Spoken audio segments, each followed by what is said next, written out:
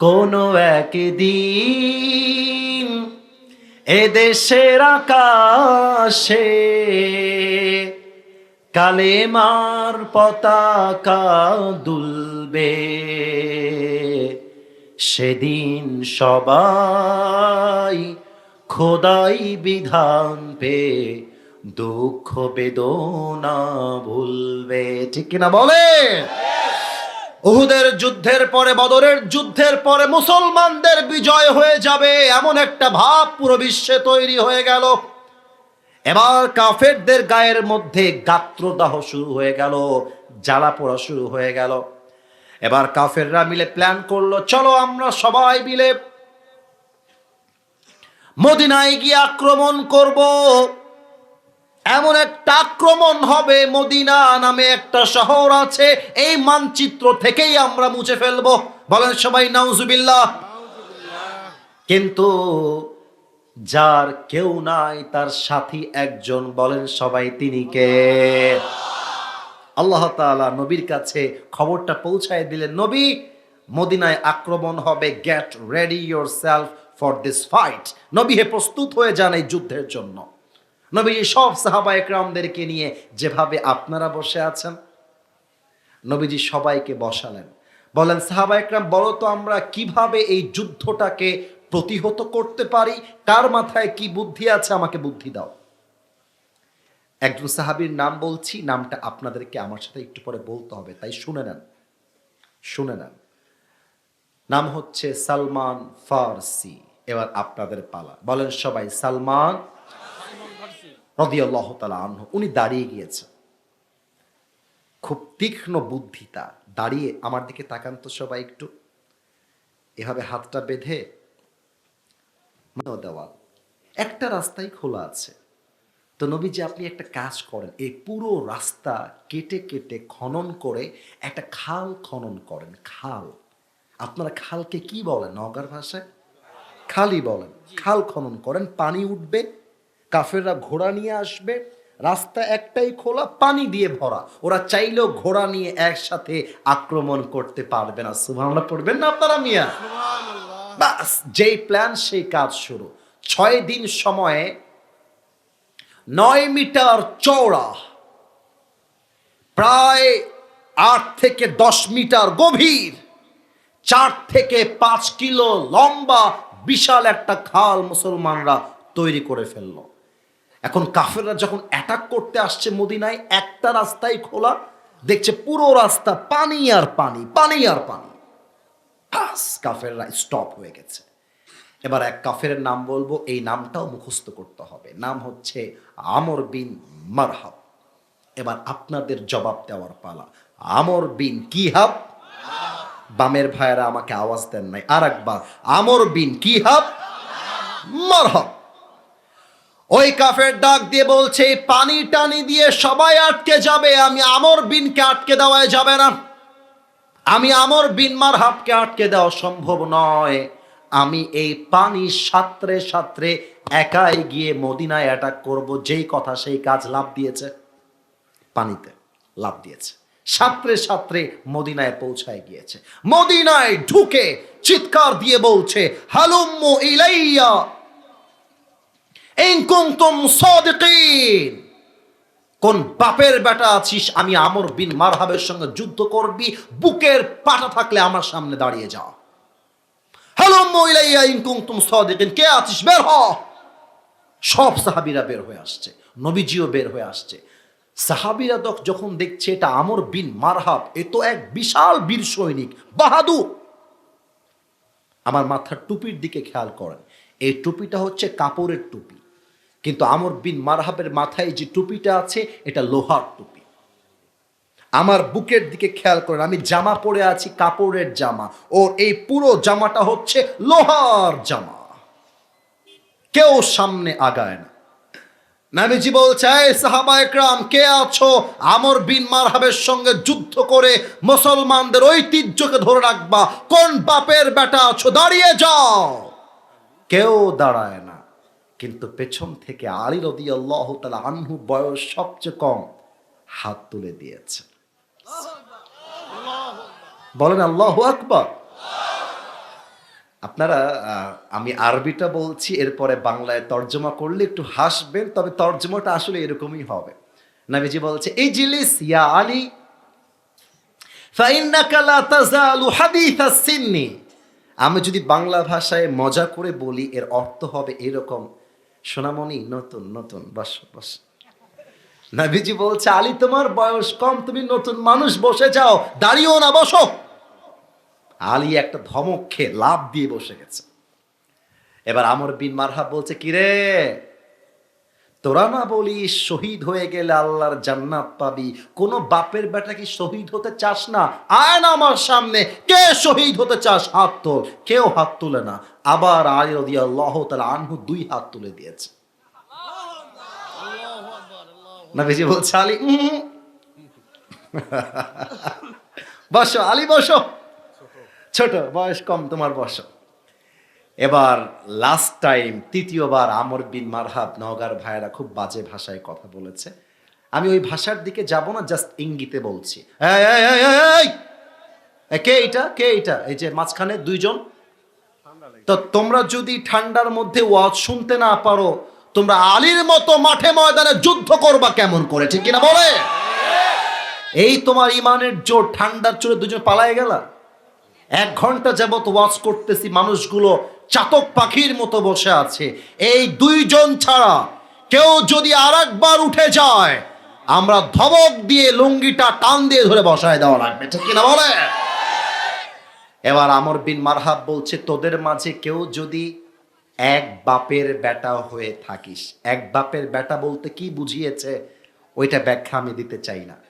তোদের মাঝে কেউ যদি মায়ের বুকের দুধ খেয়ে থাকিস, তোদের মাঝে কেউ যদি মায়ের বুককে খালি করতে চাস, সন্তানকে ইয়াতিম করতে চাস, বউকে বিধবা করতে চাস, বুকের পাটা থাকলে আমার সামনে আয়। সব চুপচাপ বসে আছে। নবীজি বলছে কে আছো, হাত তোলো। কেউ হাত তুলে না। তৃতীয়বার আবারও আলী রাদিয়াল্লাহু তাআলা আনহু 2 হাতটা তুলে দিয়েছে। আল্লাহু আকবার। এবার নবীজি বলছে আলী এদিকে আসো, আমার সামনে তো দেখানোর মতো কিছু নেই। আচ্ছা এটা আছে। এই টিস্যুর বক্স কি দেখা যায় ভাইজান? আপনারা একটু জোরে বললে খুশি হতাম। এটা দেখা যায়? নবীজি বলছে আলী আমার কাছে আসো। এক বিশাল লম্বা তরবারি, আমি হাদিসের নামটা বলে দিচ্ছি, হাদিসে আসছে নামটা হচ্ছে জুলফিকার। বলেন একবার সবাই মিলে, কি ফিকার? জুলফিকার। আমি একটু মাইকটা হটাচ্ছি। নবীজি বলছে আলী এই নাও তোমার যুদ্ধের তরবারি। আলী ধরেছে যুদ্ধের তরবারিটা 2 হাত দিয়ে শক্ত করে। আলী তরবারি পাওয়ার পরে আর দেরি করে নাই, দৌড় দিয়েছে যুদ্ধের জন্য। নবীজি বলছে আলী থামো, এদিকে আসো। আলী দৌড় দিয়ে আসছে। মালাকা ইয়া রাসূলুল্লাহ, হে নবী আপনি আমাকে আবার ডাকলেন কেন? আমি তো শহীদ হওয়ার জন্য প্রস্তুত আছি। সুবহানাল্লাহ বলেন মিয়া আপনারা সবাই। নবীজি বলছে আলী যুদ্ধে যাচ্ছ ঠিক আছে, নো প্রবলেম, বাট একটা কথা মাথায় রাখবা, ইযহাব ফাইনাল্লাহা মাআকা। যাও যুদ্ধে নেমে পড়ো, কিন্তু কখনো যদি হতাশ লাগে, একা লাগে, মনে রাখবা তুমি একা নও আলী, তোমার সঙ্গে দয়া আছে, মায়া আছে, ভরসা আছে এক সত্তা। বলেন না সবাই মিলে সেই রব কে? আলী বলছেন নবী আপনি টেনশন করবেন না, আলী এমন এক সাহাবী আপনার। আলী মনে প্রাণে বিশ্বাস করে যার সাথী আল্লাহ হয়ে যায় তারে কোনো বাপের বেটা হারায় দিবে এমন বাপের পুত দুনিয়াতে জন্মগ্রহণ করে নাই। আলী যুদ্ধে নেমে গেছে। চেয়ারটা একটু ছোট তো তাই আহামরি পেছনে হটতে পারবো না, তবে হাদিসটা এখন একটু অভিনয় করে বোঝাতে হবে যাতে করে বুঝাইতে আমার কোনো সমস্যা না হয়। আমি কিন্তু একটু উঁচা হয়েছি, বোঝা যায় একটু আমার কথাটা? আমি কিন্তু একটু উঁচু হয়েছি আগের চাইতে। আচ্ছা, আমর বিন মারহাবের হাইট লম্বা কেমন? এই দেখে লাইট ঝুলতেছে কয়েকটা, ওর হাইটটা হচ্ছে এই লাইট বরাবর উঁচু, আর আলীর হাইটটা হচ্ছে এই বরাবর তথা গুঠু। আলী যদি আমর বিন মারহাবকে দেখতে চায় দেখতে হবে এভাবে, আর আমর বিন মারহাবের চাইতে আলী হাইটে এত ছোট, আমর বিন মারহাব এমনে দেখলে দেখতে পারবে না, দেখতে হবে মাথা নিচু করে। হাইটের কত কম বেশি দেখেন, কিন্তু আল্লাহর দয়া থাকলে হাইট কোনো ম্যাটার করে না। এবার আমর বিন মারহাব আলীকে ডাক দিয়ে বলছে আমি আরবিটা বলছি, এরপরে বাংলা তর্জমা করে দিব। মান আনতা আইয়ুহাল গোলাম, এই বাবু তুমি কে গো? আসলে এটাই অর্থ এই হাদিসের, এই বাক্যের অর্থ এমনই, এই বাবু তুমি কই থেকে এসেছো? যাও যাও যাও যাও। তো আলীর মাথা তো গরম হয়ে গেছে, আমারে বাবু বলে, আমি হলাম আসাদুল্লাহ ইয়াল গালিব, আমারে বেটা কয় আমি নাকি বাবু।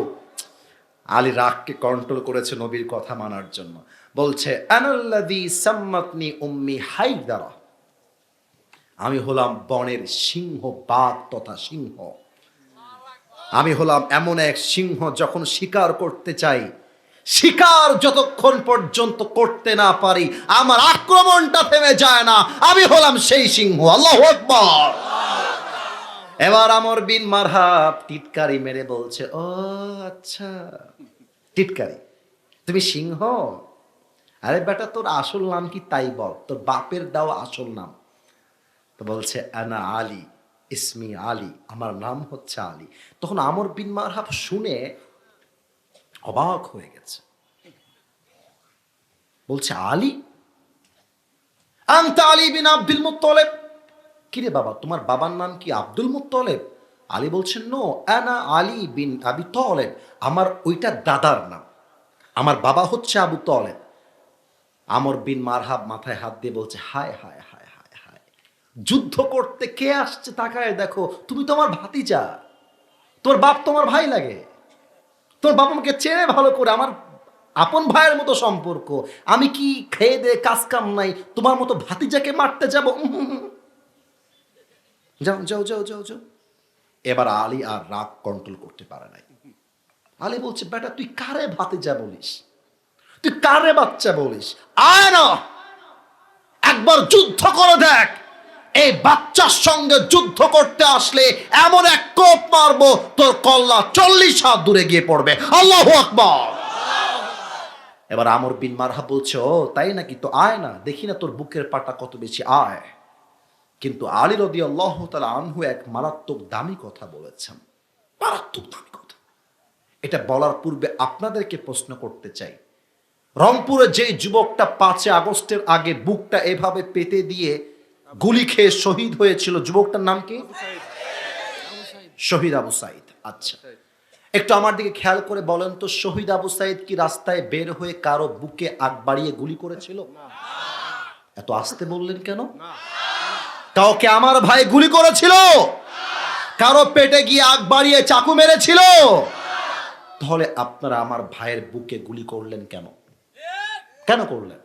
তার মানে এটা প্রমাণ করে মুসলমান কাউকে আগ বাড়িয়ে মারতে চায় না, কিন্তু মুসলমানকে মারার জন্য যে হাতটা আগ বাড়িয়ে উঠে আসে, ওই হাতকে মুসলমানরা ভেঙ্গে গুড়িয়ে দেয়। আলী বলছে, আমর বিন মারহাব, আমি তোমাকে আগ বাড়ায় মারতে পারবো না, এটা আমার ইসলাম শেখায় নাই। কি কথা, কোন পর্যায়ে কোন কথা বলছে, তুমি আমাকে মারবা, আমাকে যখন অ্যাটাক করবা তখন আমি তোমাকে ডিফেন্স অ্যাটাক করব। ডিফেন্স অ্যাটাক মানে বোঝেন? মানে ডাকাত আপনাকে মারতে আসছে, আপনি ডাকাতকে মারতে যান নাই, এখন ডাকাত মারতে আসার সময় আপনি দিয়েছেন চাকু ঢুকায়, এটা তো কোনো অন্যায় নাই, কারণ আপনি সেলফ প্রোটেক্ট, সেলফ ডিফেন্স, আমাকে বাঁচতে হবে তো, আর আমাকে বাঁচতে হলে আমাকে যে অ্যাটাক করছে ওকে আগে মারতে হবে। কথা ঠিক আছে কিনা বলেন? আগে তুমি আমাকে মারতে আসো। এবার আমর বিন মারহাব কি করেছে দেখার জন্য কিন্তু আমাকে দেখতে হবে। আমর বিন মারহাব 2 কদম পেছনে আসছে, ওর হাতের যে তরবারিটা আছে এইটাকে আমার দিকে খেয়াল করবেন, এইভাবে ধরেছে, তরবারি বিশাল লম্বা, আর 2 পায়ের 2টা 2 legs are attached together, 2টা পাকে একসাথে মিশিয়েছে, তরবারিটা সামনের দিকে এভাবে ধরে একটা লাফ দিয়েছে। আমি না দেখাইলে ভালো করে বুঝবে না। লাফ দেওয়ার পরে এটাকে এভাবে ধরা ছিল, তো এটাকে পেছনে নিয়ে আসছে, আর একটা লাফ দিয়ে আলী রাদিয়াল্লাহু তাআলা আনহু ডান কাঁধে এক বিশাল আঘাত দিয়েছে। আর আলী রাদিয়াল্লাহু তাআলা আনহু নবীজির দেওয়া জুলফিকারটা এভাবে ডান হাত দিয়ে তুলে ধরে বলছে, হাসবুনাল্লাহু ওয়া নি'মাল ওয়াকিল, নি'মাল মাওলা ওয়া নি'মান নাসির। আহা, যেই আঘাতে আলীর পুরো দেহটা দুই ভাগ হয়ে যাবে, আল্লাহর দয়া কাকে বলে, আল্লাহর মায়া কারে কয়? ওই আঘাতটা দেহ কাটবে তো দূরের কথা, ওই আঘাতটা আলীর জামা পর্যন্ত স্পর্শ করতে পারে নাই। সুবহানাল্লাহ। এবার আমর বিন মারহাব খেয়াল করে দেখছে আলীর তো একটা বাঁকা চুলও সোজা করতে পারলাম না, থরথর করে কাঁপছে, ভয় ভয় লেগে গেছে। আরে এত জোরে আঘাত করেও কিছু হলো না, থরথর করে কাঁপছে। এবার আলী বলছে, সোনামণি এবার তুমি রেডি হয়ে যাও। এবার কে ভাতিজা আর কে বাবু এটা তোমাকে আমি টের পাওয়ায় দিব। আলী রাদিয়াল্লাহু তাআলা আনহু দুই কদম পেছনে আসছে। Two legs are attached together, দুইটা পাকে একসাথে করেছে, নবীর দেওয়া জুলফিকারটাকে এভাবে মেলে ধরেছে, জমিন থেকে একটা লাফ দিয়ে উঁচুতে উঠে গেছে, তরবারিটা পেছন দিক থেকে নিয়ে সোজা করে নারে তাকবীর আল্লাহু আকবার বলে আমর বিন মারহাবের মাঝ বরাবর একটা আঘাত দিয়েছে। আমর বিন মারহাব তার ঢালটা এভাবে উঁচু করে ধরেছে, কিন্তু আলীর গায়ের আঘাতে এতটা জোর ছিল, এক আঘাতে আমর বিন মারহাবের ঢালটা ভেঙ্গে দুই টুকরো হয়ে একটা কোপে আমর বিন মারহাবের পুরো দেহটা দুই ভাগ হয়ে কেটে জমিনে ছিটকে পড়ে গেছে। সুবহানাল্লাহ, সুবহানাল্লাহ। দয়া কাকে বলে? আল্লাহ বলছে, আমি আমার বান্দার সঙ্গে আছি। কে কি করবে দেখায় দেখা, কে করবে? রাখে আল্লাহ, মারে কে? মারে আল্লাহ। একটা উর্দু কবিতা মনে পড়ে গেল, আমি আসলে বলতে চাই নাই, বাট মনে পড়ে গেল। আমার বিশ্বাস আপনারা, যদিও বা বাঙালি আমরা, কিন্তু উর্দু কবিতা আমি বললে আমার বিশ্বাস মুরব্বী এবং যুবক বাংলা তর্জমা করা ছাড়াই বুঝতে পারবে। কথা কি ঠিক আছে নাকি বলেন সবাই আপনারা? দেখা যাক আপনারা বুঝতে পারেন কিনা এটার সাথে রিলেটেড। যদি আপনারা উর্দু কবিতার অর্থ সত্যিই বুঝতে পারেন, এখন যেমন ঠিক ঠিক বলছেন তখনও ঠিক ঠিক বলবেন, যাতে আমি বুঝতে পারি যে হ্যাঁ, আমি একা বুঝতেছি না, সবাই বুঝতেছে। আল্লামা ইকবাল রহমতুল্লাহি আলাইহি তার কবিতায় লিখেছেন, গম কে বাদ খুশি জরুর আতি হ্যায় और ये खुशी अपनी रब की तरफ से ही आती है, हर रात के बाद दिन की रोशनी जैसे छा जाती है, सबर करने वाले बंदों को खुदा की तरफ से नियामत वैसे ही मिल जाती है, जो दुख में भी अपनी रब को याद करता है, रब उसका हाथ कभी नहीं छोड़ता, जो दुनिया से कुछ ना कहे बस अपनी रब से कहता है, उसकी दुआओं का जवाब हमेशा खामोशी में आता है। मेरे दोस्त, इसलिए जब तुझे मांगना हो तो उसी से मांग, जब तुझे पुकारना हो तो उसी को पुकार, और जब तुझे भरोसा करना हो तो उसी पर कर, क्योंकि भरोसे के काबिल, एतमाद के काबिल, यकीन के काबिल, ईमान के काबिल सिर्फ वही है, वो तेरा रब है, वो तेरा अल्लाह है। আল্লামা ইকবাল লিখেছেন, ভরসা করতে চাইলে আল্লাহকে করো, ঈমান আনতে হলে আল্লাহকে করো, এবং মনে রেখো ওমাইয়াতাওয়াক্কাল আলাল্লাহি ফাহুয়া হাসবু, যেই বান্দা সুখে দুঃখে আপদে বিপদে আল্লাহর উপরে ভরসা করতে পারে, আল্লাহর দয়া একাই তার জন্য যথেষ্ট হয়ে যায়। পড়েন সুবহানাল্লাহ। এবার সবাই দুই হাত তোলেন, everybody raise your two hands. এতক্ষণ কাউকে দুই হাত তুলতে বলি নাই, কিন্তু এখন তুলতে বললাম। আমি জানি অনেক ঠান্ডা, আপনারা আমার ভাইরাও কাঁপতেছে, আমি খেয়াল করতেছি তাকায় তাকায়, কিন্তু এই মুহূর্তে আমি তিনটা ওয়াদা করাতে চাই আপনাদেরকে, দুইটা আল্লাহর সাথে, একটা আমার সাথে। একটু সবাই মিলে কাশি দেন। মাশাআল্লাহ, খুব সুন্দর একটা কাশি আপনারা দিয়েছেন। এবার আমি যা যা বলতে বলবো আপনারা তাই তাই বলবেন। হাতটা খুব উঁচু করতে হবে তা না, হালকা উঁচু করলেই আমি খুশি হব। আপনাদের হাত যদি ব্যথা হয়ে যায় আমারও ব্যথা লাগবে, কারণ আপনারা সবাই আমার ভালোবাসার মানুষ, ঠিক কিনা বলে? তাহলে হাতটা হালকা উঁচু করে আমি যা যা বলতে বলি তাই তাই বলেন। বলেন জবান খুলে আল্লাহ। এটা একটু আস্তে হয়ে গেল, একটু জোরে বলেন আল্লাহ। যদি জোরে জোরে বলেন দেখবেন যে আপনাদের গায়ের মধ্যে যে ঠান্ডা লাগতেছে না, আমার হাতটা কেমন হয়ে জানেন, বরফ পড়েছে এমন হয়ে আছে আমার হাতটা। তবুও যদি চিৎকার দেন দেখবেন গরম লাগা শুরু হয়ে গেছে। বলেন একবার আল্লাহ। তোমার শাহী দরবারে দিল থেকে তওবা করছি ও আল্লাহ, তুমি আমার জীবনের সব গুনাহ মাফ করে দাও। একটু জোরে বললেন না? আর একবার বলা যাবে না? বলেন সবাই আওয়াজ দিয়ে আমিন। 2 নাম্বার ওয়াদা, বলেন আল্লাহ। একটু মায়া নিয়ে ডাকেন তো, ও আমার আল্লাহ, আমি তোমাকে ওয়াদা দিলাম। এটা যদি আস্তে বলেন আমি দোয়ার দিকে যাব না। আর একবার বলেন ওয়াদা দিলাম, আজ থেকে 1 ওয়াক্ত नमाज, और भी जोर से बोलो नमाज, কখনো আর, এবার একটু কষ্ট করে 2টা হাত উঁচুতে তোলেন, আমি যেমনে দেখাই তেমনে করবেন, ঠিক আছে? বলেন সবাই ছাড়বো না। হাত নড়ে নাই তো ভাই, বলেন ছাড়বো না। বলেন সবাই আওয়াজ দিয়ে ইনশাআল্লাহ। এবার হাতটা নামিয়ে আমাকে একটা ডাক দেন, বলেন হুজুর। আচ্ছা আমার নাম ধরে ডাকেন, আসিফ হুজুর।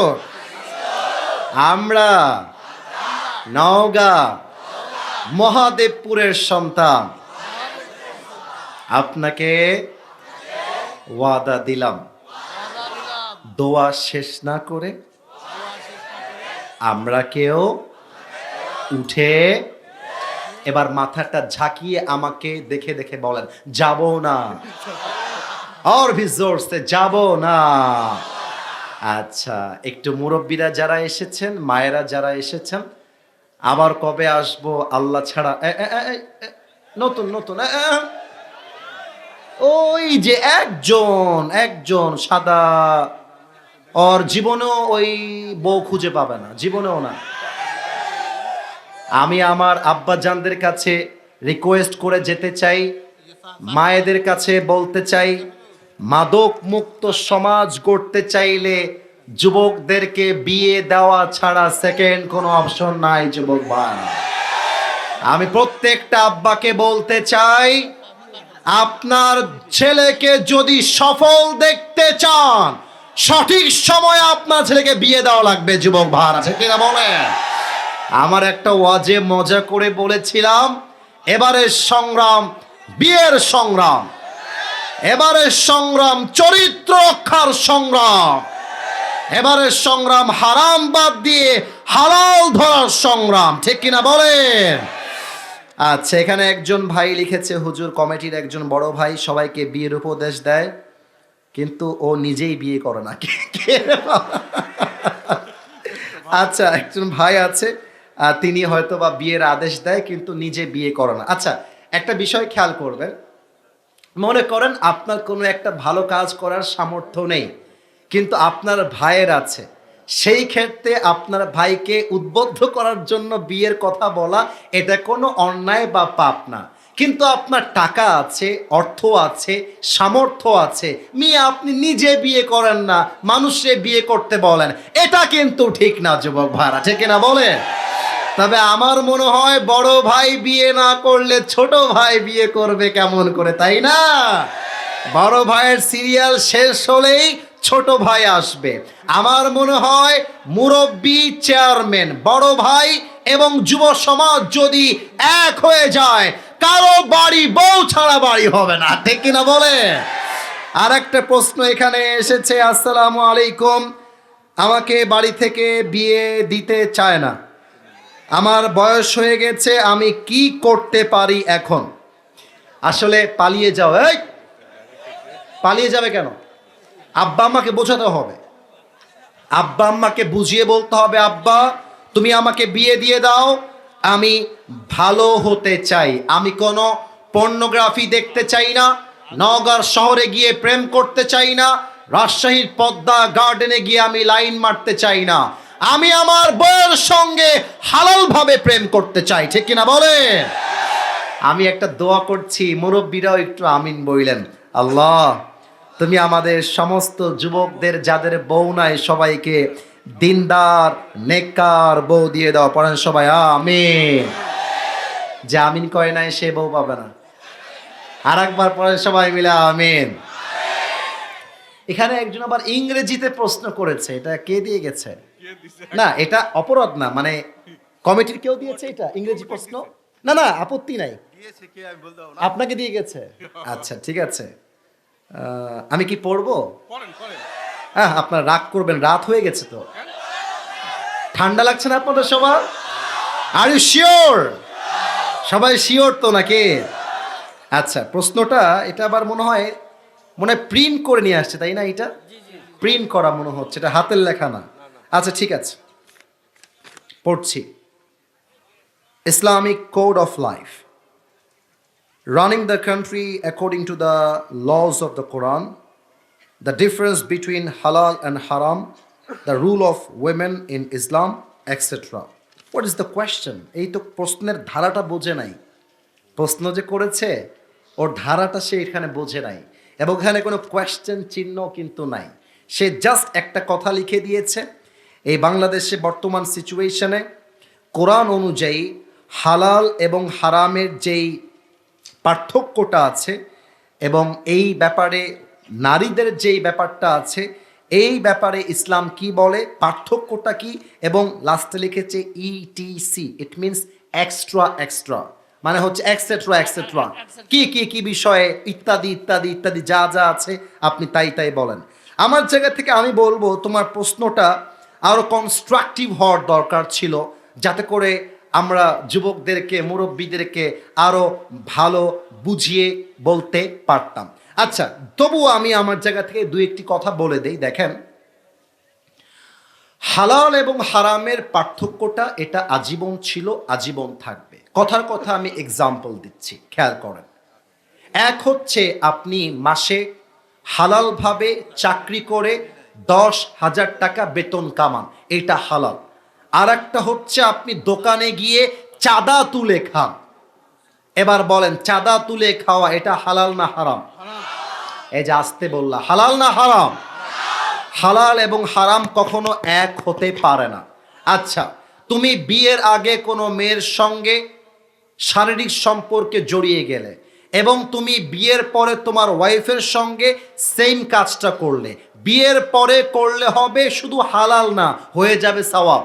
কিন্তু বিয়ের আগে জেনা তো দূরের কথা, কোনো মেয়ের দিকে বাজে চোখে তাকালেও আমল নামায় জেনার গোনা আছে না নাই? এবং নারীর যে ব্যাপারটা খেয়াল করেন, নারীদের ব্যাপারটা হচ্ছে এইরকম, নারীরা যারা, আমি প্রত্যেকটা মা বোনকে স্যালিউট জানাই, সম্মান জানাই।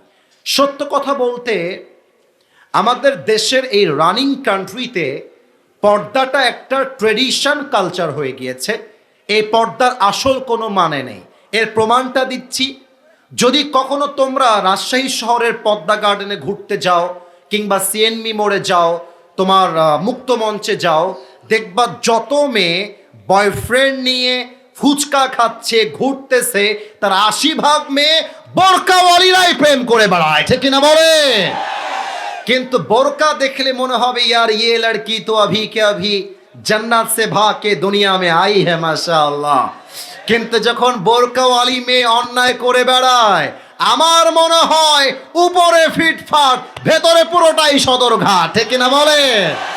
এই জন্য আমি সবাইকে বলতে চাই, হালাল এবং হারামের পার্থক্য আছে, এবং পুরুষ এবং নারীর মাঝে পার্থক্য ইসলামে আছে। তবে একটা বিষয় খেয়াল রাখতে হবে, নারীর অধিকারও যেমন আছে ইসলামে, পুরুষের অধিকারও তেমন আছে। কেউ কেউ পুরুষকে বেশি অধিকার দেয়, নারীকে কম অধিকার দেয়। আবার কেউ কেউ বলে ইসলাম নাকি নারীকে অধিকার দেয় নাই, ইসলাম নাকি নারীকে সম্মান দেয় নাই। কারণ কি? বলে হুজুররা বলে নারীরা চাকরি করতে পারবে না, নারীরা জব করতে পারবে না। আমি আমার ওয়াজে কখনো বলি নাই যে নারীরা জব করতে পারবে না। আমি বলেছি একজন নারীর জন্য সবচাইতে বেস্ট জায়গা বাজার নয়, রাস্তা নয়, কোম্পানি নয়, ফ্যাক্টরি নয়, গার্মেন্টস নয়। একজন নারীর জন্য উত্তম জায়গা স্বামীর বাড়ি ছাড়া আর কিছুই হতে পারে না। এবং ইসলাম যে এখানে সিস্টেম করেছে তা বলেই দোয়া করব। খেয়াল করেন, ইসলামের সিস্টেমটা হচ্ছে, আমি এটা বলেই দোয়া করে দেবো, এটাই আমার লাস্ট কথা। ইসলামের সিস্টেমটা হচ্ছে, আমি হলাম বাবা, একটু তাকায় বলেন তো, আমি কি মা না বাবা?